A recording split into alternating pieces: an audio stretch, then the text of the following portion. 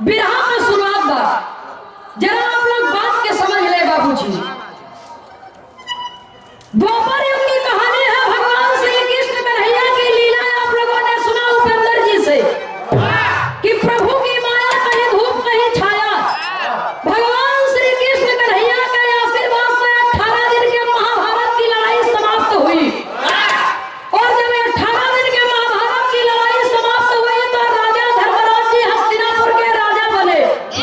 और जब राजा हुए तो एक दिन भगवान श्री कृष्ण कन्हैया घूमते घूमते हस्तिनापुर में पहुंचे तो पांचों भाई में से केवल और केवल धर्मराज जी भगवान श्री कृष्ण कन्हैया का स्वागत किया और किसी ने भगवान का स्वागत नहीं किया, किसी ने भगवान के सामने अपना शीश भी नहीं झुकाया। भगवान श्री कृष्ण कन्हैया कहते हैं कि ओ ये लोगों को घमंड हो गया है, अहंकार हो गया है।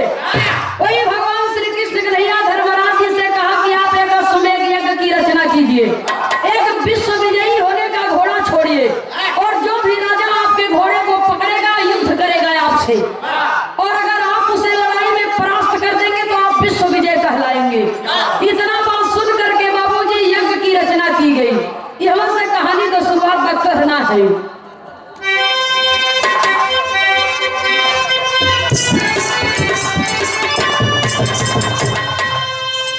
कहानी का शुरुआत का कहना है बाबूजी, बड़े जोश और खरोश के साथ में धर्मराज जी एक अश्वमेध यज्ञ की रचना की और घोड़ा के छोड़ दिए।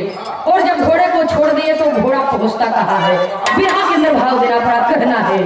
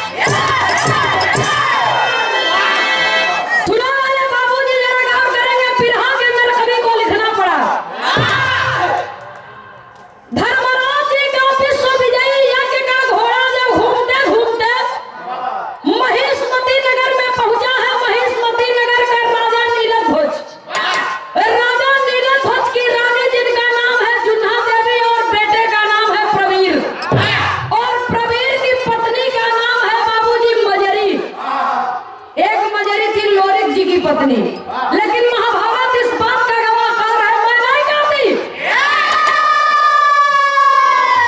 और प्रवीर बहुत बहादुर बड़ा बलशाली था और जा करके घोड़े को पकड़ करके बांध लिया और चिट्ठी लिख करके भेज दिया हस्तिनापुर में। और जब चिट्ठी को भेजा है तो बिरहा में एक लाइन दर्ज है, मास्टर साहब कहना है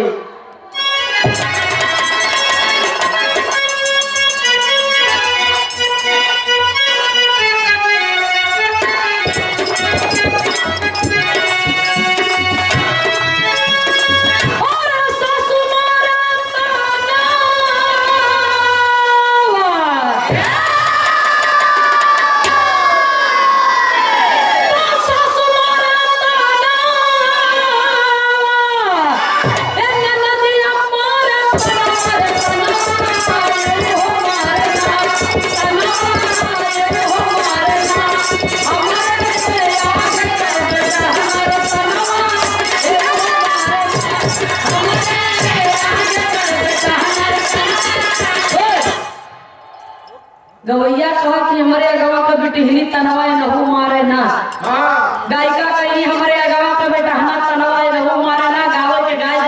और कारण न बताइए। ई कोनो दुल्हन दहेज के लिए प्रताड़ित की जा रही थी अपने ससुराल में। तो अपने सास ननद देवर बड़ी कह रही थी कि हमारे आगे कभी टिहनी, हमारे आगे का टिहनी और ननद आगे का बेटहना वो देवर। लेकिन बिरहा में भाव है बाबूजी, कहना है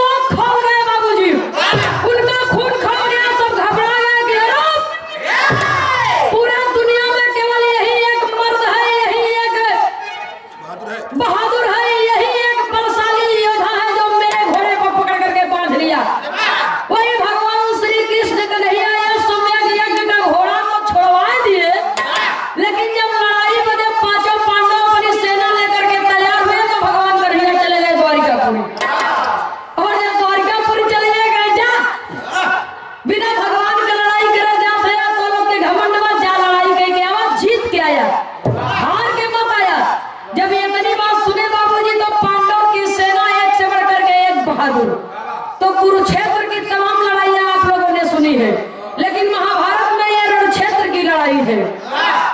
जब पांचों पांडव अपनी सेना सजा करके पहुंचे हैं तो प्रवीर को देखते हैं, कहते हैं बेटा वापस चले जाओ, वरना माँ का सपना सपना ही रह जाएगा, पूरा नहीं होगा, माँ की गोद सूनी हो जाएगी। जब इतना बाप बाबूजी सुनता है प्रवीर तो कहता क्या है, बिरहा में एक लाइन तर्जुमा के साथ कवि को लिखना पड़ा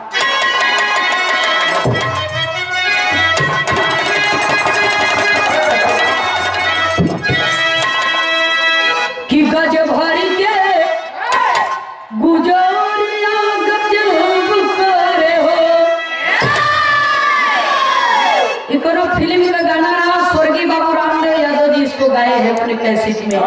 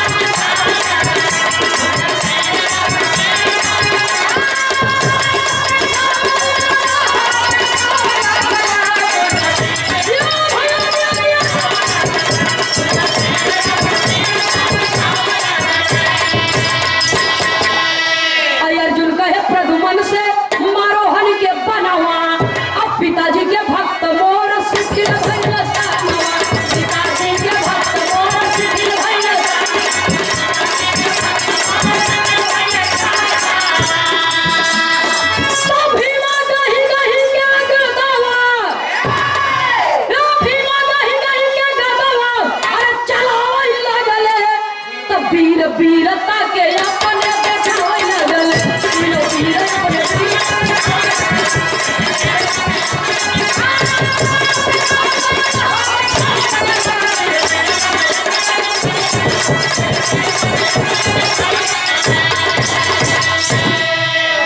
सुनने वाले बाबूजी, एक तरफ पांडव की विशाल सेना है और एक तरफ प्रवीर की सेना है, लेकिन पांचों पांडव सोच रहे हैं कि ये छोटा सा लड़का है, ये छोटा सा लड़का है, ये क्या लड़ाई लड़ेगा। लेकिन कभो कभो हाथी के सूंड में चींटी हो लिया जाता तो बहुत दिक्कत करत है, पूरे शरीर के बैलेंस बिगाड़ देते बाबूजी। और जब पांडव हारने लगे उस लड़ाई के मैदान में, तो प्रवीर एक बात कहता है ललकार करके, क्या कहता है, फिर हम एक लाइन तर्ज है मास्टर साहब, कहना है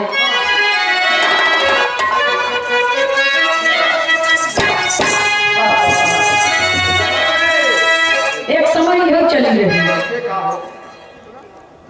दैके अखिया में हम कजरा, दैके अखिया में हम कजरा, अमर बसब की ओरिया नजरा, कोई करी है ओ कोई करी है।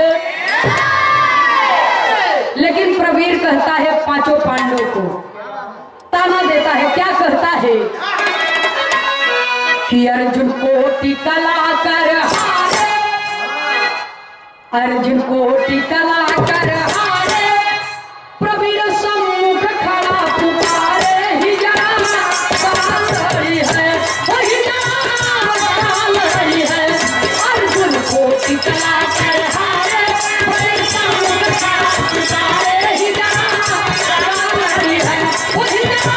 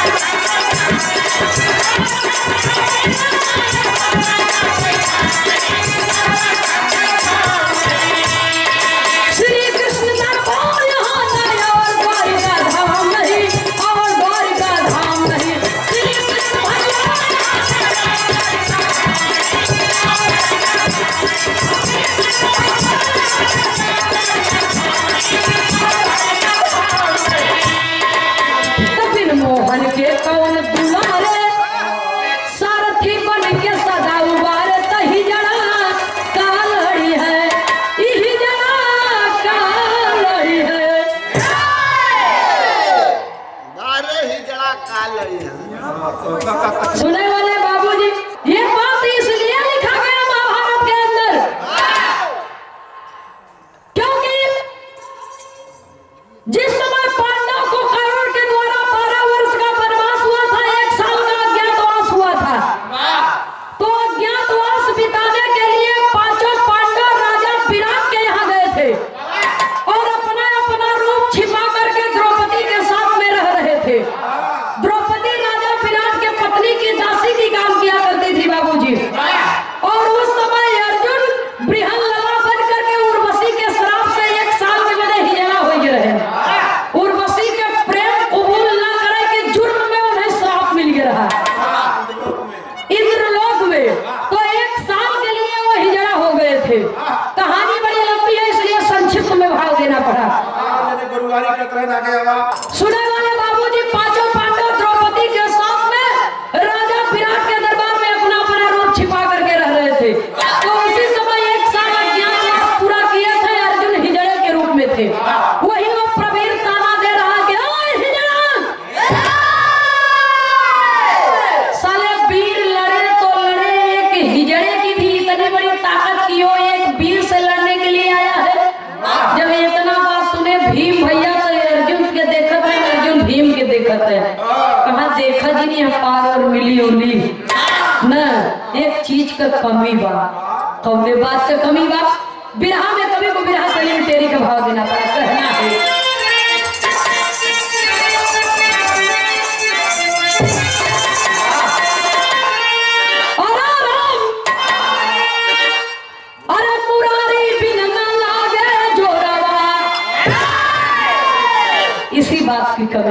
तब फिर क्या याद पीरता का कोई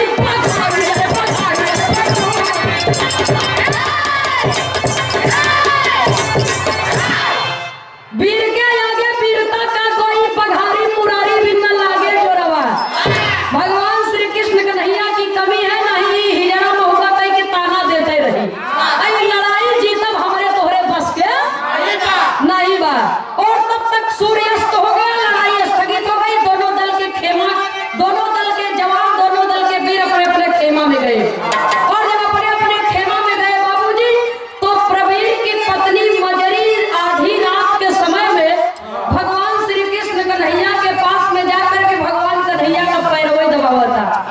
और जब भगवान कन्हैया की नींद खुली तो देखे कि मेरा पैर दबा रही है मजरी। क्या बात है बेटी, क्यों मेरा पाँव दबा रही हो? सारी बात को बता दिया कि मुझे आशीर्वाद दीजिए, हमारे पति जो आपके भक्त है और अर्जुन आपका चहेता है, तो आज हमारे देख भक्त और एक भक्त की लड़ाई है। मेरा सिंदूर मिटने न पाए, सदैव चमकता रहे। इतना बात जब कहती है बाबूजी, तो भगवान कन्हैया कौमोद की गदा सुदर्शन चक्र दे दिया और कहा कि ले जाओ।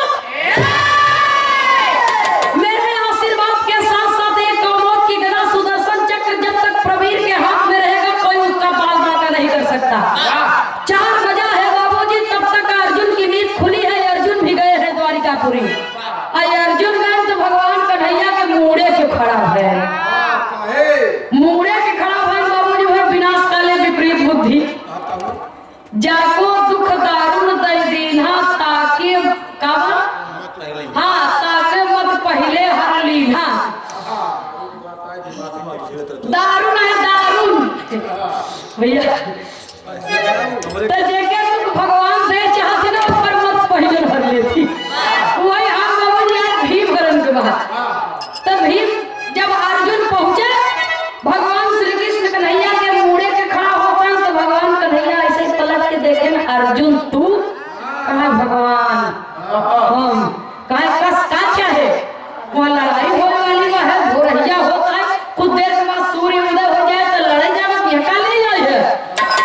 कहा भगवान बिना आपकी लड़ाई सफल। भगवान कन्हैया कहा हमारे पल्ले का है जो और कुछ रहा हम दे दिया प्रवीर के और मजरी के। मेरे पास कुछ नहीं है, अगर आपको मदद चाहिए तो कैलाश पर्वत पर चलिए, बिरहा में कैंसर है मास्टर साहब कहना है।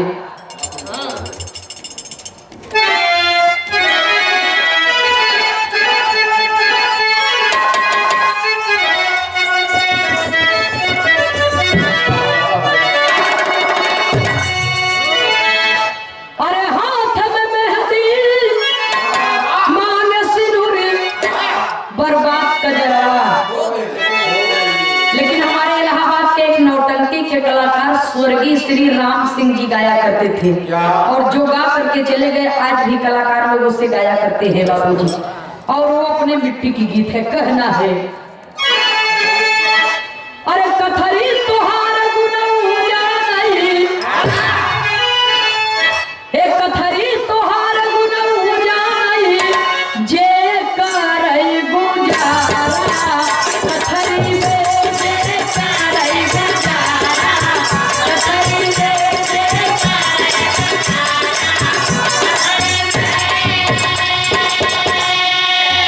कथरी तोहार गुनऊ जाई, तजे करई गुजारा कथरी में।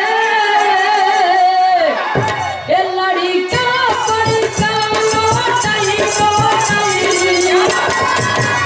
लड़का पड़का लोटई लोटई, परिवार बेचारा कथरी में, परिवार बेचारा कथरी में, परिवार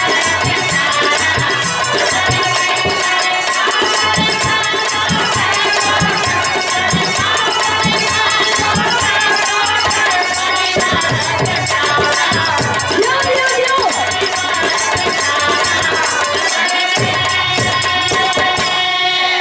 कवि को लिखना पड़ा भगवान श्री कृष्ण कन्हैया अर्जुन को लिवा करके पहुंचते कहाँ है।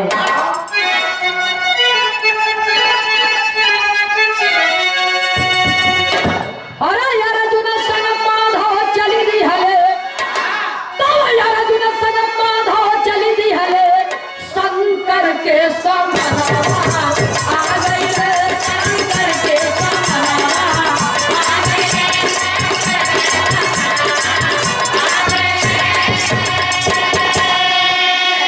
हे अर्जुन संग माधव चल दिहले हे भोले शंकर के समनवा आ गई रे त चक्र गदा हम जइते हमी चक्र गदा हम जइते हमी वापस से करनवा आ गई रे वापस से करनवा आ गई रे वापस से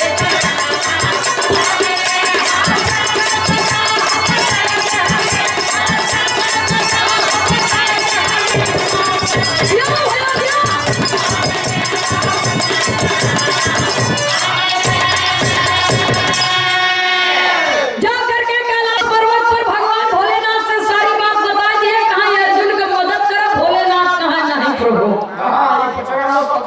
ये पचरा में हमके मत फंसावा, ये झाम ताम में हमके मत फंसावा। आपको 18 दिन के महाभारत की लड़ाई करवाए आप के दे रहे हैं कि ये जो लड़ाई हो रही है अश्वमेध यज्ञ का घोड़ा छोड़ा गया है तो मन हमके मत फंसावा ना हम जाते कर मदद करें। बगलिए माता पार्वती बैठी रहे, महतारी की दया आएगी। वही अर्जुन से कहे बेटा तुम चिंता मत करो, तुम्हारी सहायता मैं करूंगी। बस इतना याद रखना कि जो ही कौमोद की गदा सुदर्शन चक्र प्रवीर फेंकेगा तुम उठा लेना, अगर नहीं उठा पाए तो फिर हमारी जिम्मेदारी नहीं है। इतना कह करके बाबूजी माता पार्वती जी ने विदा किया और अर्जुन अपने खेमे में आए। तब तक सूर्य उदय हो गया, पुनः से लड़ाई का डंका बजा और दोनों योद्धा दोनों सेना आमने सामने खड़े हैं। बाबूजी कभी को बिहार के अंदर भाव देना पड़ा, पपट में लिखना पड़ा बात के साथ।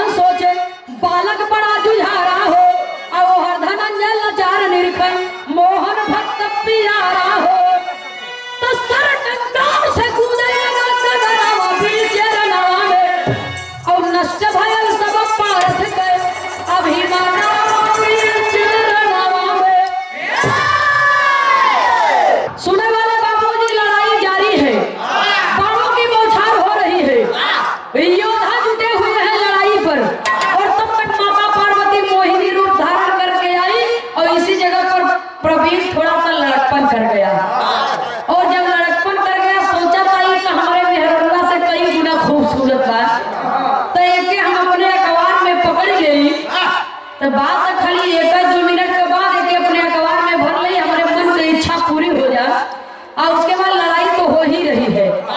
और इतना कर करके बाबूजी कौमोद की गदा सुदर्शन चक्र को फेंक दिया, पत्नी की बात को ठुकरा दिया और मोहिनी रूपी माता पार्वती को अपने बाहों में जकड़ना चाहता है। और तब तक मोहिनी रूपी माता पार्वती अलक्ष्य हो गई और कौमोद का गदा सुदर्शन चक्र अर्जुन उठा लिए। और जब अर्जुन उठा लिए तब प्रवीर समझ गया वो मेरे साथ में धोखा हो गया। इतने पर भी वो हार मानने वाला नहीं है, तो अर्जुन को लास्ट में लाचार होकर के भगवान को याद करना पड़ा। भगवान का कहिया अर्जुन के रथ के सारथी बने हैं तो प्रवीर क्या करता है, फिर हमें भाव देना पड़ा। आल्हा में मास्टर साहब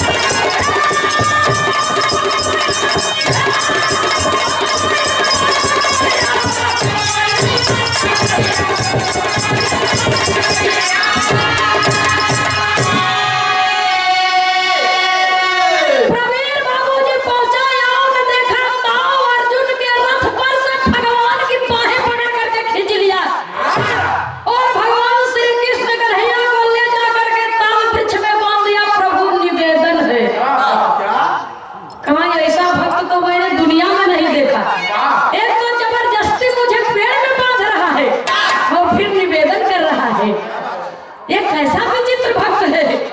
वही भगवान श्री कृष्ण कन्हैया के चरणों में दंडवत प्रणाम करके प्रवीर कहते हैं कि प्रभु निवेदन है। क्या निवेदन है? कि आज लड़ाई भक्त और भक्त के बीच में है। आप भगवान है तो आपसे निवेदन है कि अन्याय मत करिएगा, पक्षपात मत करिएगा। केवल लड़ाई देखिए किस भक्त में भगवान के प्रति कितनी श्रद्धा है और किस भक्त में वीरता, किस भक्त के रग रग में वीरता भरी है, किसके अंदर अहंकार है और किसके अंदर भगवान के प्रति स्नेह है। जब ये इतना बात बाबू जी सुने, भगवान कन्हैया कहे मस्त जैसे भगवान भक्त चाहता है वैसे ही भगवान करेंगे। और प्रवीर जब फिर लड़ाई करने लगा तो अर्जुन दुहाई हो भगवान की, न बचौआ रथ के सारथी न बनवा तो आज पांडव कुल का मर्यादा चली जाए। वही भगवान कन्हैया दो रूप बनाए, एक रूप में तो ताल वृक्ष में बंधे हैं और दूसरा रूप लेकर के अर्जुन के रथ के सारथी बने हैं। और प्रवीर समझ गया कि भगवान ऐसे नहीं मानेंगे। मानेंगे कैसे? वही लड़ाई हो रही है लेकिन उसी लड़ाई के मैदान में योद्धा योद्धा से लड़ रहे हैं, लेकिन उसी लड़ाई के मैदान में बाबूजी प्रवीर भगवान श्री कृष्ण कन्हैया के ध्यान में मग्न हो गया, आसन जमा करके बैठ गया। और जब आसन जमा करके बैठ गया तो भगवान श्री कृष्ण कन्हैया कहते हैं अर्जुन से, क्या देखते हो अर्जुन? प्रवीर मेरे ध्यान में बैठा है, मेरी पूजा में बैठा है, चाहो तो उसे बाण मार सकते हो और अपना घोड़ा वापस ले सकते हो, विश्व विजयी कहला सकते हो। जब इतना बात बाबूजी सुने, अर्जुन कहा प्रभु ये तो सरासर नाइंसाफी है, ये बेईमानी है। भगवान कन्हैया कहा अर्जुन एक बात बता दे, अगर ये बेईमानी है तो ईमानदारी को लेकर के तुम बैठो, हम चले द्वारिकापुरी। अगर ये बेईमानी है तो एक बार सोच करके देखो, तुम्हें स्पष्ट रूप से नजर आ जाएगा कुरुक्षेत्र में तुमने कितना ईमानदारी का कार्य किया था। वो मेरी देन थी, जो दुष्टों का संहार हुआ वो मेरी देन थी, लेकिन तुमने कितना ईमानदारी का काम किया है। कहां थी तुम्हारी ईमानदारी? जब कर्ण का पहिया धसा हुआ था उस समय तुमने बाण मारा था, कहां थी तुम्हारी ईमानदारी? तमाम ऐसी कहानियां, तमाम ऐसे घटना घटे हैं जो केवल छल से ही लड़ाई जीती गई है। उसमें ईमानदारी की एक झलक नहीं मिलेगी, सिर्फ और सिर्फ भगवान की महिमा मिलेगी।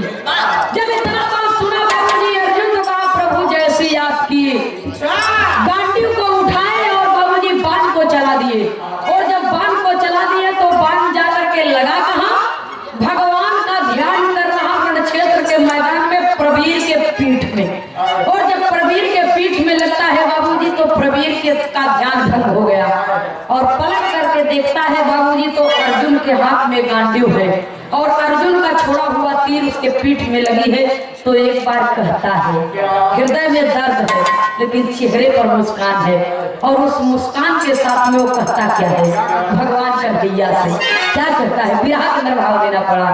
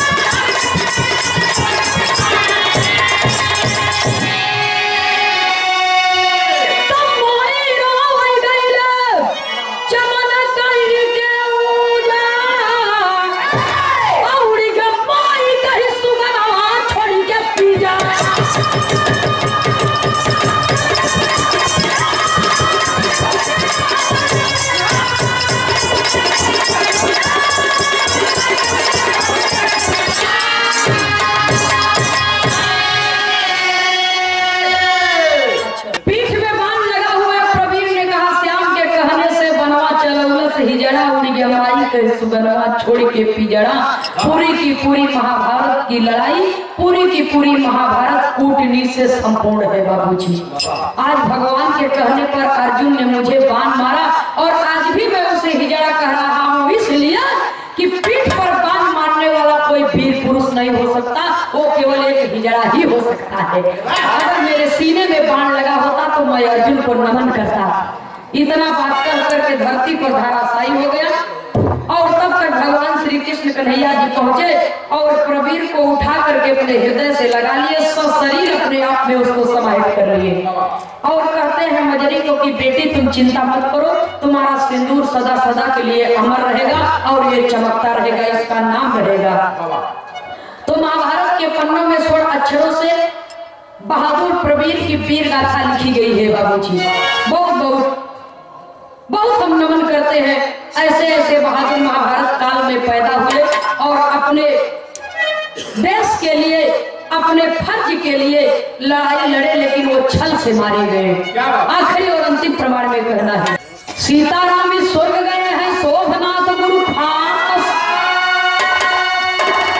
शंकर भाई लाल के समुख यही करते अरदास।